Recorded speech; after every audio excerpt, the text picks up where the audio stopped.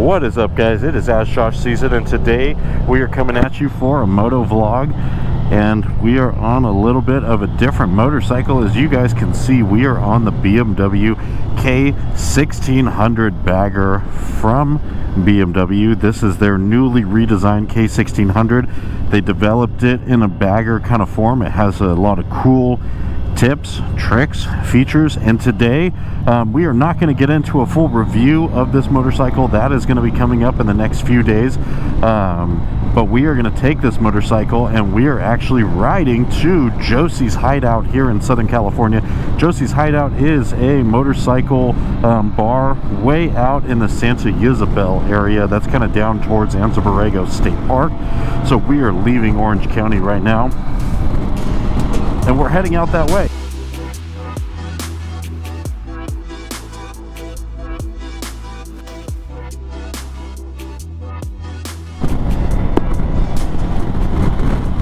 Alright guys, well, welcome back to the channel. As I mentioned, today we are on the BMW K1600 bagger. That is the new bagger that BMW has put out to be in competition mainly with bikes like the Goldwing, but to some extent bikes like Harley Davidson's Road Glide, Street Glide, and even some of the Indian bagger motorcycles. So if you guys have been on the channel for a little while now, you know that a few months ago we dropped the review video of the R18 bagger.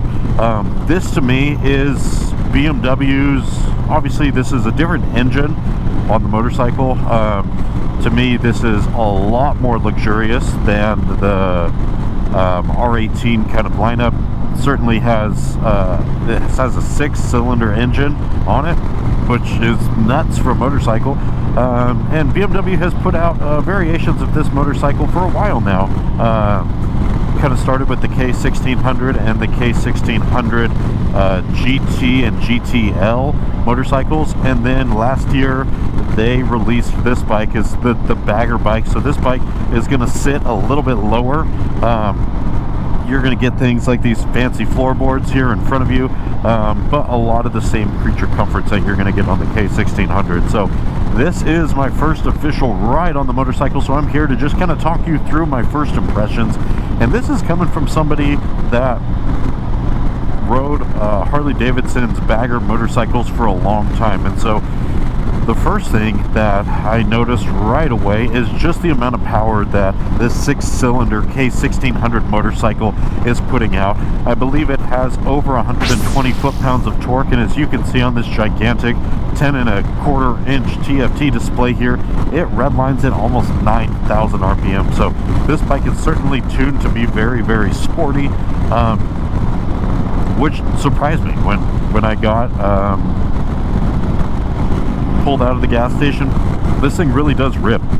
No getting around it. I mean, it's a powerful motorcycle, and I had some idea. A couple of the guys over at Irv Seaver BMW, which special shout out to those guys for letting me take this motorcycle out for a few days, take it all the way out to Anza Borrego State Park, which is where we are on our way to right now, and really get a feel for this motorcycle. But a couple of the guys over at Irv Seaver had basically said, hey man, just be careful on this bike. You know, it's not a slow, kind of dumbed down big touring bike like you would expect from a huge monster machine like this. And they're absolutely right. This bike has a ton of power.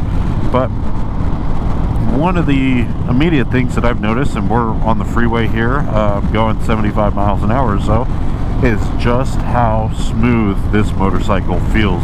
I've ridden a lot of different motorcycles, a lot of touring bikes, a lot of different bike manufacturers, and I can say that this is the most luxurious, posh, plush feeling suspension, seat setup with the ergonomics. The bars have an incredible amount of pullback here to where I mean, this is just about as comfortable as I would want to be on a motorcycle, and you're sat pretty low to the ground. So initial thoughts, very, very comfortable. I'm interested to see what the suspension feels like after about 200 or 300 miles, but immediately, I mean, this thing really, really is incredibly comfortable, as it should be for $30,000, which is about what this motorcycle goes for.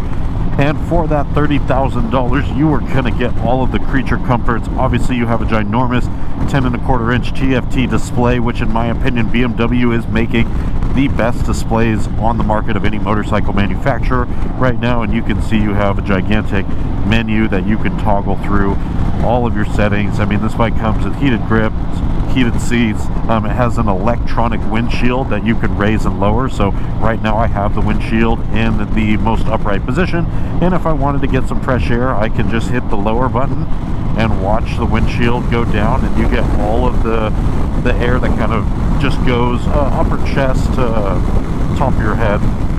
And then if I change it, I can just raise the windshield up like that, and all of the air shoots over my helmet, and we are good to go, and I'm protected from the elements. So bike has a central locking feature on it. It has a reverse gear. It has fog lights built into it.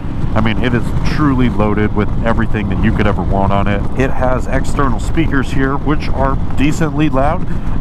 You're not going to hear them real great at highway speeds, but around town or maybe going through curvy canyon roads at say 40 to 60 miles an hour, they're going to be great.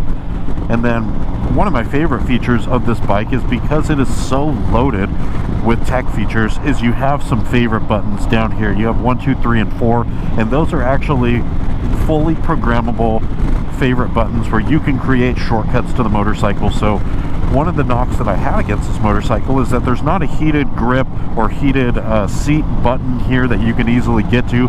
You have to kind of go down into the menu. So what we did before we actually got on the bike is I set up a shortcut to where if I just hit the 1, that's going to bring up my heated grip options and heated seat options immediately. So that is super cool.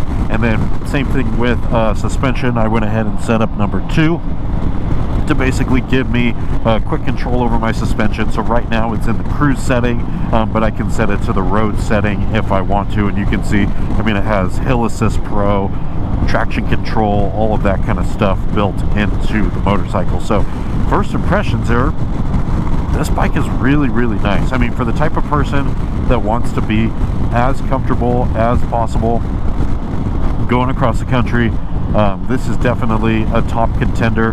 I'm excited to see. I suspect that the K1600 is going to handle twisty roads rather well because of the big, powerful 6-cylinder engine.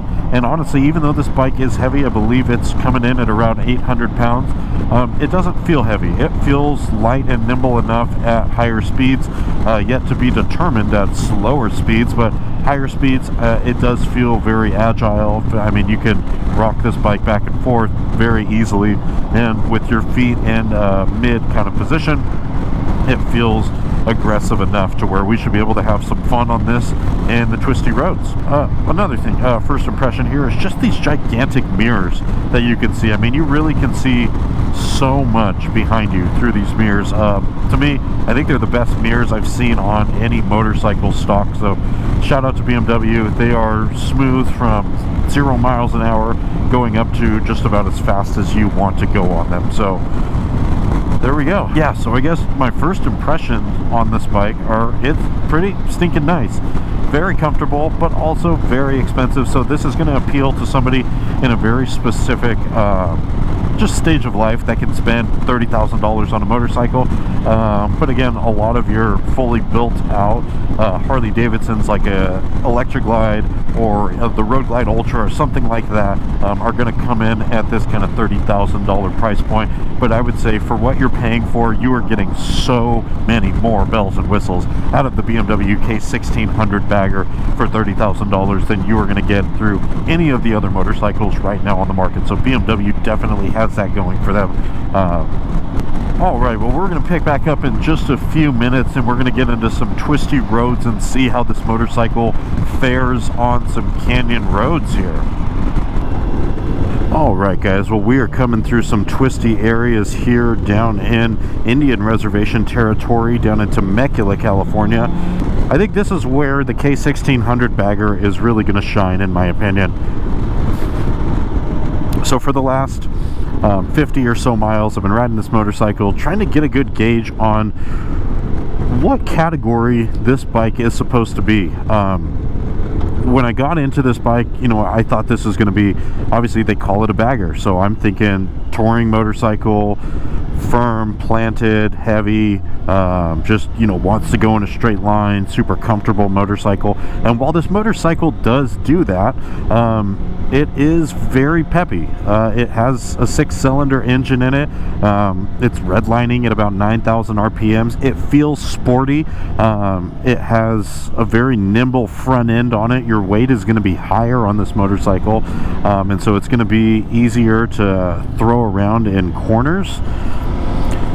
And while this motorcycle is very, very comfortable and you could probably go in a straight line for a long period of time, I think I'm going to put this motorcycle, at least in my own estimation, in the sport touring kind of world. I think this is going to be on the comfier, more plush, posh side of sport touring. There's certainly more aggressive motorcycles that are going to be in that sport touring world, but I don't feel like this bike is in the same category as, say, well, the Harley Davidson baggers like Steve Freeman, who's right behind me on the road on the Street Glide Special or the Road Glide Special, where Harley Davidson and any of kind of the modern touring bagger motorcycles, you have weight on the motorcycles, but the weight sits really low on bikes, and I think what that weight does when it sits that low is it gives you kind of a firm, planted feeling where the bike is not going to handle as good as, say, this motorcycle or some of the more agile sport touring bikes, but it is just going to give you a planted feeling where the bike wants to go in a straight line for miles and miles on end. I will say the suspension is significantly better on this motorcycle than the Harley Davidson or Indian baggers, but the bike this feels sporty. I don't know how else to say it. So if that is your cup of tea and you want a bike that you can go long distances on but still can rip around and do some canyon riding, this is going to be the perfect bike for you. I am shocked at how heavy of a motorcycle this is, and it doesn't feel heavy kind of going through these canyon roads and ripping around here. And the bike, I mean, just all of the low end torque that it has also just carries you through the turns with ease here. You're in a very comfortable riding position to where you can lean on the bars and really dig into corners as you best see fit. So there you go. It definitely surprised me. You know, when I think of a bike like this, I think, oh, you know, this is going to really just be a dog in the canyons, and it's not. It's nimble, it's agile, it's responsive, especially for just the weight class that this motorcycle is in. BMW did a really good job in making this thing sporty and alive, and you feel, I mean, honestly, anything above 4,000 RPMs or so, you're going to feel engine vibration, albeit minimal, in your handlebars. You're going to feel a little bit in the floorboards. They definitely designed this motorcycle to where you can feel the engine and the power that this motorcycle is producing. So is it a good thing? Is it a bad thing? I'm excited to hear what you guys think. Let me know down in the comments how you guys feel about this motorcycle and the prospect of having the most luxurious, posh sport touring motorcycle that has a big old whopping 6-cylinder engine on it. Overall first impressions, it's a fun motorcycle. It has every single electronic bell and whistle that BMW could have possibly thrown at this bike. I mean, there's a lot of motorcycles, when you get them, you have to kind of do a little bit extra to the motorcycle and customizations and added on accessories and all of these things to make it kind of roadworthy. This motorcycle is not that. This bike truly does come loaded. It has the most technology that I have seen on a motorcycle. The only thing that this bike doesn't come with that I feel like should have, and I'm sure it's in the works with BMW, is the adaptive cruise control feature that some of the other bikes like the RT1250, the R18 bagger, and now other motorcycles like Honda's Africa V-Twin are starting to come with. But other than that, it literally has everything that you could ever want on a bike. It's sporty enough to hit canyons. It is posh enough to go literally all across the country. You could do 2,000 or 3,000 miles on this motorcycle. It is, in true BMW fashion, good at a lot of things. BMW does a really good job at bridging the gap between comfort, sportiness, and certainly gives you all the bells and whistles that you would expect out of a brand new BMW motorcycle. So my first impressions on this bike, it is very, very unique and interesting, and we will see, you know, how this motorcycle takes off in the world of baggers. So interested to hear what you guys think about this bike. Drop a comment down in the comment section. If you guys have liked this video, please subscribe to the channel, like the video itself, and as mentioned, if you guys have not already, be sure to go check out Ride Motos. This is our brand new motorcycle media content machine that we are going to be putting out tons of review videos, written content, all sorts of stuff. Go follow it on YouTube, subscribe to it, or visit us at ridemotos.com or at ridemotos.official on Instagram. Thank you guys so much for coming along for the journey for our first impression of the brand new BMW K1600 bagger. Be on the lookout for the in-depth review of the motorcycle, where we talk through all of the technology, the engine specifics, everything that this bike has to offer. And until that video drops again, thank you guys so much for tuning into the channel. Till we meet again, peace.